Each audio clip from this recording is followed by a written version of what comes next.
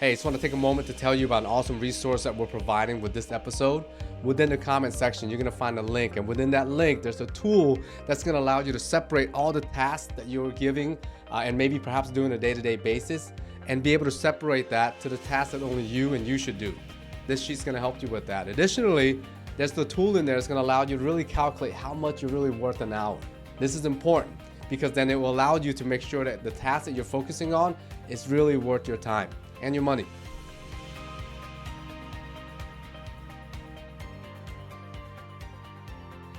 Welcome to the Simple Profit Podcast. I'm your host, Tu Lei, the founder of my studio, which is the leading membership management and billing software for your business. I'm also the founder of Encourage Martial Arts. We have 5 locations in Northern Virginia teaching martial arts, each one grossing over $1 million in sale annually. The Simple Profit Podcast is focused on one thing and one thing only, which is to provide you insights and strategies on how to build $1 million grossing businesses. So help us by subscribing to our podcast on YouTube or your favorite podcast platform. On today's episode, we're really diving deep into the art of delegation. Delegation to me is not about telling someone else to do a job that I'm supposed to do. Delegation is the art of teaching and coaching a team member on executing a well-defined role within our business. And that one's really important, which we're going to really go over today.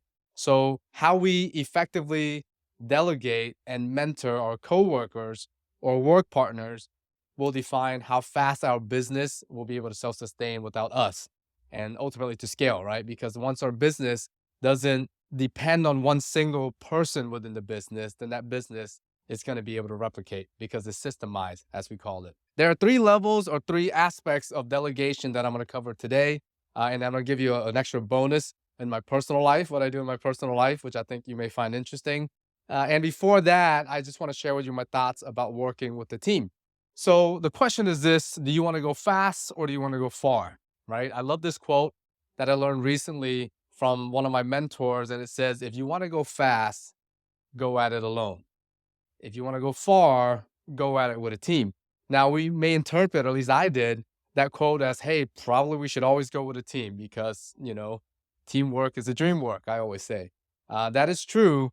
However, that's just not always the case, right? There are going to be times when we need to silo ourselves so that we can focus and knock out strategies without any noise, right? Sometimes we just need to make a decision as the leader of a company. Like, hey, this is the way we have to go. I know there's other people with other advice, other people with other opinions, but this is the decision we're going to make. Let's make that decision. Let's go forward and rally people around us. Sometimes you have to do that. Now, I don't recommend doing that all the time because getting buy-in from our team is always better than just going at it alone and just trying to do everything by ourselves. However, there are times that you just have to make a decision and take out the task and do things that are important and needs to be done right away. My thoughts on whether or not I should delegate a task or make a decision by myself or with other people depends on these 3 questions, okay? And these are the buckets I put them in on tasks that I have to just do myself because it's just quicker for me to do it. Question number 1, is this something that only I can do only, right? Because if something that requires my attention or my personal input or my creativeness or whatever that is, you can't necessarily delegate that to somebody else. It's tough, right? When it comes to creativity, I think it's just tough to delegate that because that's something you or I inherently have in our system. And you can't just take that personality, that creativity, and place it into somebody else. Another example of this would be like personal taxes, right? You got to go through your personal taxes. You got to go through your bank statements. And you got to sign that document as you work with your CPA. I can't just delegate that to like our secretary, And that's personal information. That's something I have to do by myself. Spending time with my kids, being a dad. I am their only dad, biological dad, I mean. And so that is something that I need to do and only I can do that. So I don't delegate that. I don't want to delegate that. But these are some of the things that fits into the bucket for me of some things that I and only I can do, okay? Second, is it a repetitive task or is it a one-off? If it is a repetitive daily, monthly, weekly task, I can assure you I am very good at finding a way to delegate that or create a system for somebody else to do that task for me, and they probably will do that much better than I can.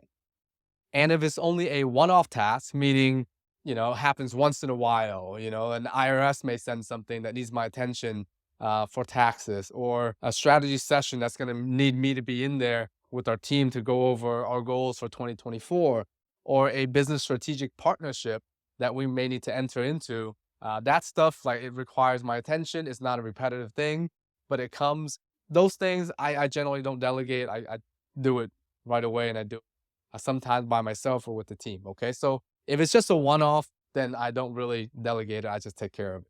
And then third, will it take longer to teach someone else to do this task? Right. If the act of actually me doing that task myself compared to writing the task down, teaching somebody how to do it and watching them do it over and over again, right, until they get it right, before I say, okay, go ahead and let's do that task. If that takes longer than me actually just doing it myself, it's better to just do it myself, because now I'm only using my time, not my time and another person's time together to complete the one task, right? Especially if it's a one-off. If it's a one-off, then you should just always do it yourself. So those are the three questions. Again, really write this down for yourself if you need to. Is this something that only I can do and only I can do? Then don't delegate that. Two, is it a repetitive task or a one-off? Is it a one-off? Probably better do it yourself as well. Will it take longer to teach or show someone or have somebody else do that task? If it is, to teach them and delegate it, do it yourself so that you're not wasting two people's time, including yours, right? With all this said, I will say this. There are very few tasks that fit, at work at least, into these three buckets for me.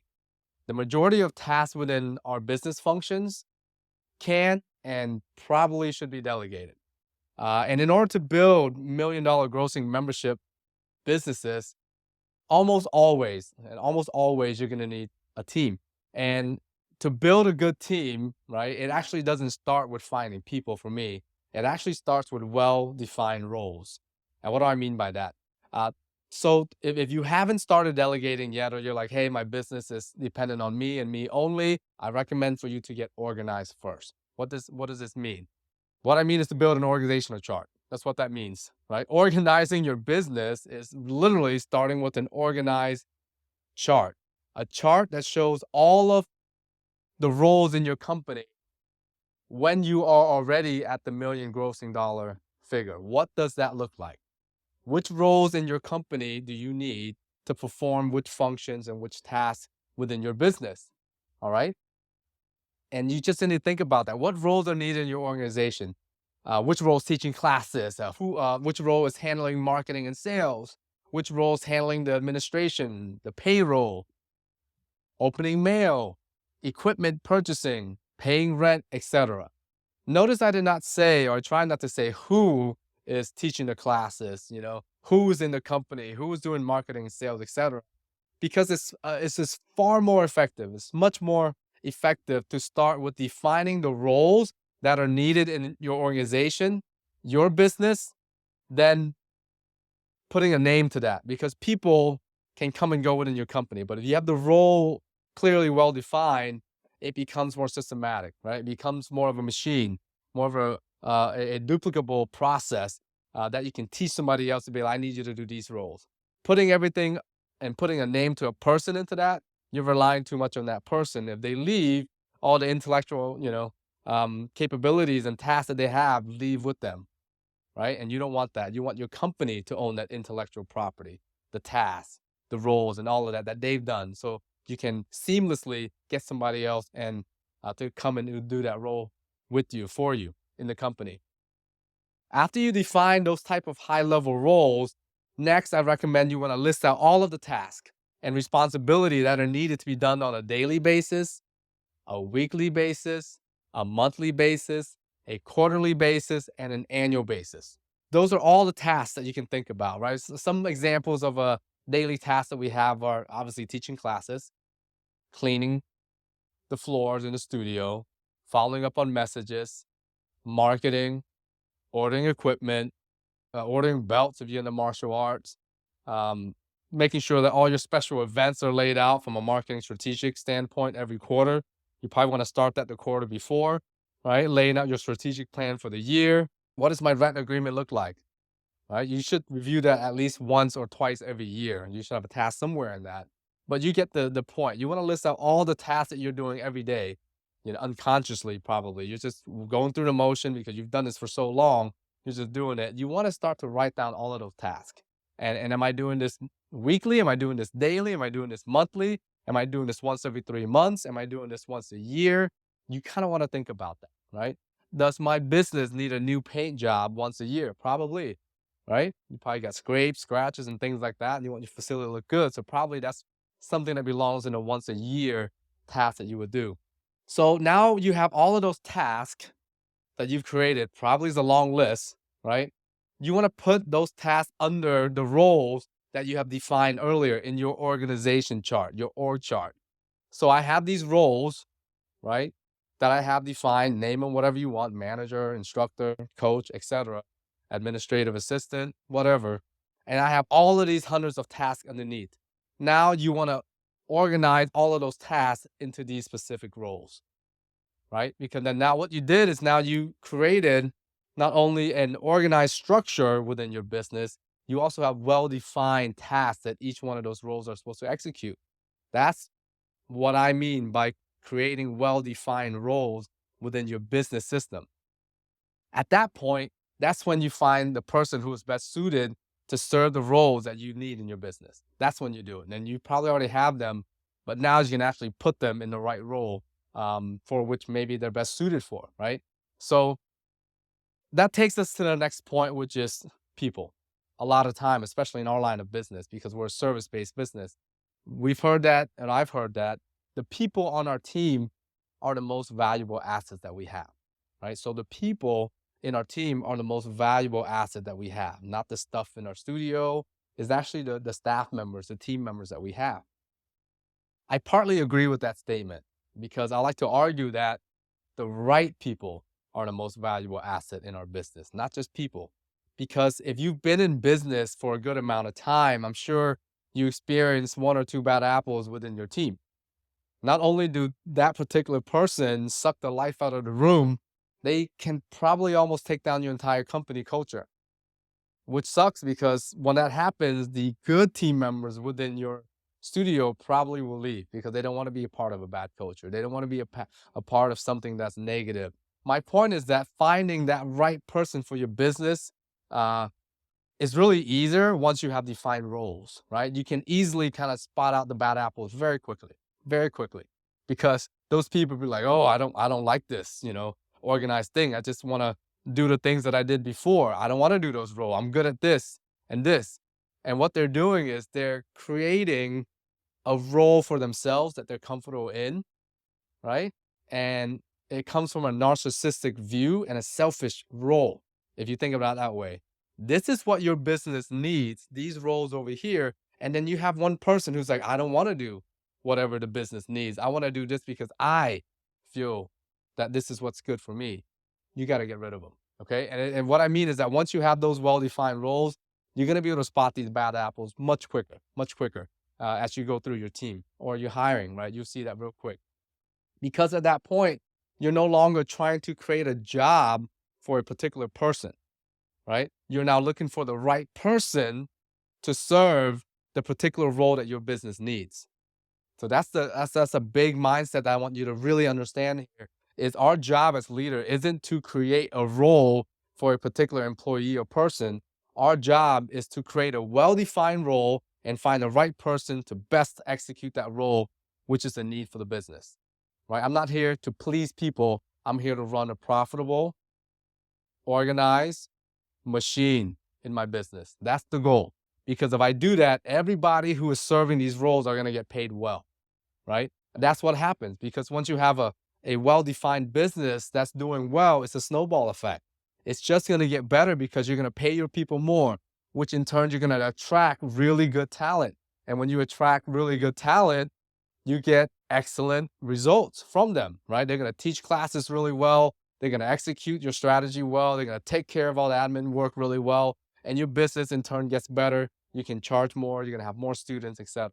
So that's where it starts, though. It starts with that foundation of having a really organized roles in your company along with well-defined tasks for each of those roles. I assure you, it's a much better process than creating a role to fit a particular team member. Once you have the roles that are here, you can then go outside if you need to and be like, hey, I'm hiring for these particular role. Who's interested?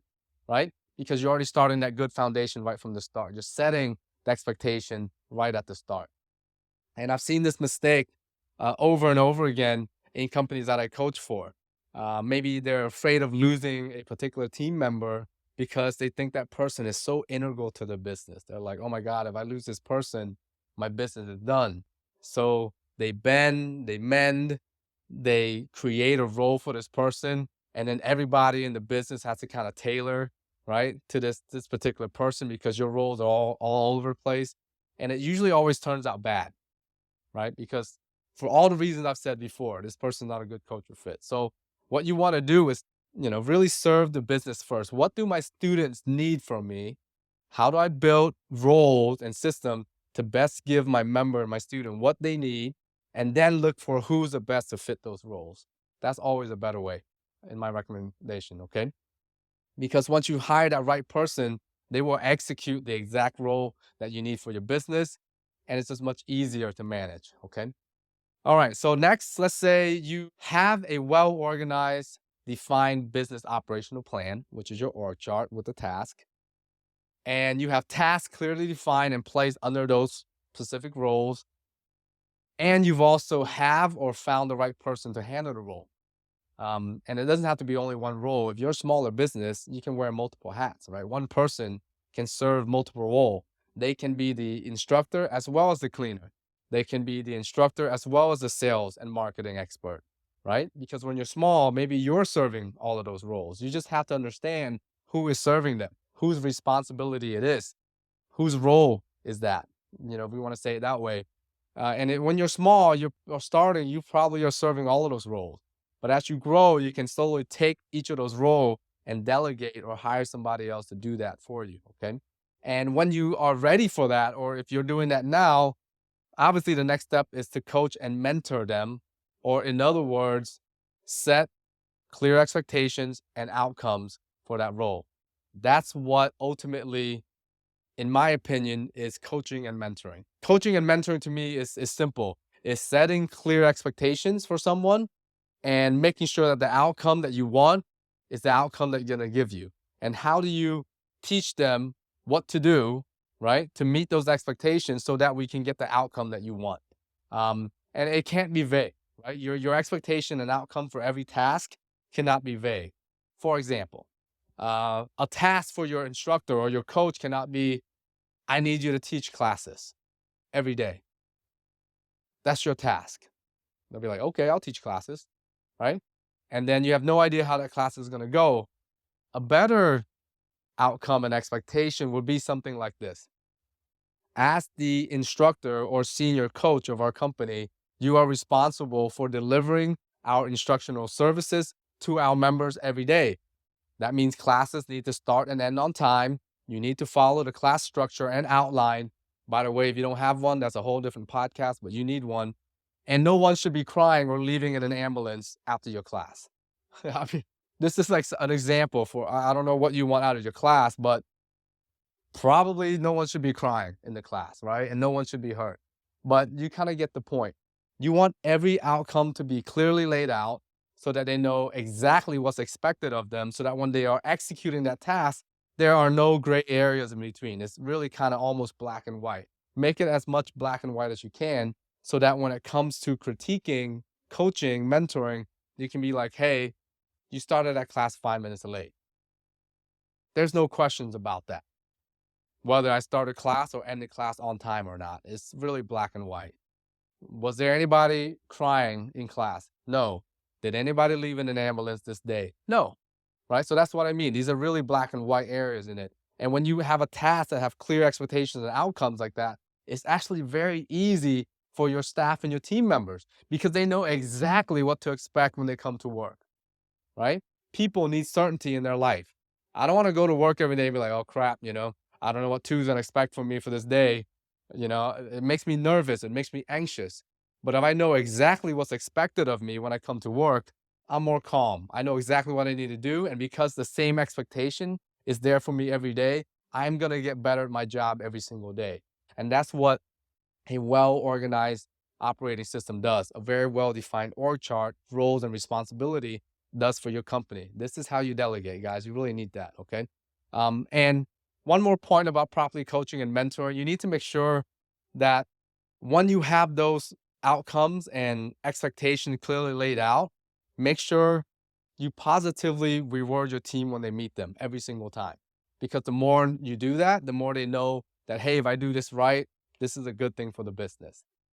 Likewise, you should immediately course correct when it's going wrong, okay? I heard this analogy one day. It's like, imagine that you are a pilot of a commercial airline leaving Los Angeles, and you're sitting next to your co-pilot who's in training. And the co-pilot gets the plane out of the gate. She takes off perfectly. The plane is safe, right? Which is our main thing. No one's gonna die. The plane is safe. We got in a fuel. Everything's all set. She puts in her landing gear and she's like, okay, we're off. All right. The main pilot looks at her navigation and realized that the navigation point that she's pointing the plane to is 0.5% off course. 0.5%, very little. Okay. And then he turns over, it's like, hey, your navigation is 0.5% off. And she go, well, that's not much. And then the main pilot looks at her, is like, I know that's not much right now, but if we take it 4.5 hours from now, as you're flying from LA to Washington, D.C., in 4 hours, you're actually not going to be in Washington, D.C., you're going to be in New York, right? So just imagine that for a second, right? If you let even though it's a small mistake, and you don't course correct that person and you leave it for too long, instead of ending to where you're supposed to be, that person ultimately is going to be all the way over here in a different city, in a different area code, in a different state. Okay. So equally important, when someone is doing things right, you give them that advice and you give them that feedback. Okay. Equally important is when they're not doing something right, even though it's small, help them, course correct, coach them, do it in a way where they feel good about it. Don't kind of berate them and make them feel like crap. Right. So it's very important that you do that, because if you do both of those things, then you're course correcting, and that's the best way to coach and mentor. And ultimately, you're going to get an outcome that you want. And then your team members know exactly what to expect from you. You know, if you're consistent about it, like, if I do something right, I'm going to get praise for it. If I don't do something right, I'm going to get some coaching, which is okay. All right. And they want that, by the way. And the last thing, if you are looking at all of this and you're like, oh, I can do that because everything sits inside my head. If it's inside your head and inside your head only, then you are your business. You cannot be replicated. Everything will continue to run through you, and you will never be free from your business. At this point, my friend, you don't own your business. Your business owns you. If this is you on some level, I really recommend for you to get organized somehow and get what you want done in your business in your head written down somewhere. Right? Just start somewhere. I mean, if all of this is too much for you, just start writing down things that are in your head that you do every day. Right? And just show somebody that sheet and be like, this is everything I have to do today and every day. How can you help me with this? Right? And your staff can maybe help you with that, right? If you're that person who's kind of overwhelmed with everything that I'm sharing today, right? And make sure you put those tasks under roles as well, and have specific outcomes for them if you can, right? If I teach class every day, I clean the school, and like, well, how do you clean the school? How do you clean your studio? Oh, I start first with mopping the maps, and then I go Windex the windows so people can see themselves. I go empty the trash. See, those are all outcomes and expectations for cleaning your school or cleaning your studio. That's what we mean by those tasks, okay? Start there. Don't be afraid. Just get it started. You see that will come to you as it goes. Okay, and lastly, this is the bonus. This extremely insightful delegation tip that I learned from one of the top negotiation teachers in the whole world at business school. She said this, and it stuck with me ever since that day, and it really changed my life. She said, delegate everything that you can except sex with your wife and meaningful time with your kids. And I said, yeah, that could be a good thing if you want to stay married, right? And you want to be an impactful father. So again, she said, delegate everything that you can except sex with your wife and meaningful time with your kids. So I said, okay. I went home that day and I did a quick calculation real quick. I look at the past 12 months and I say, how much money did I make, net income and whatever, money that came to me within the past 12 months. I divided by 52 weeks, that's 1 year, and I divided again by 50 hours, since those are the normal work hours that I work, right? If you work less, perfect. I generally work about 50 hours because I like to work 50 hours, not because I have to. So whatever that number was, it showed me how much I was worth an hour. Really, if I'm going to do some sort of work, I'm worth that much an hour. So let's say if my number is $100 an hour, okay? Uh, if I am doing laundry, that's costing me $100 an hour. If I'm cleaning the dishes, that's $100 an hour. If I'm vacuuming the floor, that's $100 an hour. If I'm cutting the grass, you kind of get the point. So I started listing down all the tasks that I do that I could delegate to somebody else for less than $100 an hour. Okay. So I did it. Why? Because if I don't have to cut my grass or if I don't have to do my laundry, every hour that I get back in my life, I would make more money ultimately, right? That's ultimately what it is. What does that mean? Let's say if I'm worth $100 an hour, at that point, I said, hey, I want someone to get my mail for me, order groceries, clean my house, do laundry, etc. If I delegated all of those tasks for somebody and created a job for somebody at $35 an hour, all right? That person's happy, which they are, by the way. I did this. And I'm super excited because I just bought myself a ton of time back at a 65% discount, right? Every one of my hour is worth $100 and I've delegated this out to someone at $35 an hour. I just saved myself 65 bucks. So I'll leave you with this. Don't count the dollars that you're going to be spending, count the hours that you're going to be saving. This is really big, right? Don't count the dollars that you're spending as you're delegating. Think about the hours that you're going to be saving because time is the only commodity that we have that we cannot make more in our lifetime. So, in essence, ultimately, what effective delegation means is that it's going to buy us more time, right? That's ultimately what delegation is. If you effectively delegate well, you're going to give and you're going to be able to get much more of your time back, a resource that you can't buy more of, right? So I hope you enjoyed this time focused episode of the Simple Profit Podcast. Please subscribe to our podcast on YouTube or your favorite podcast platform. Help me with two things, guys. Check out mystudio.io for a free month of the business management and billing platform for your business. It's going to really help your business. And two, if you're already using my studio, I really, really appreciate your referral to your friends and family. Thank you so much. See you guys on the next episode.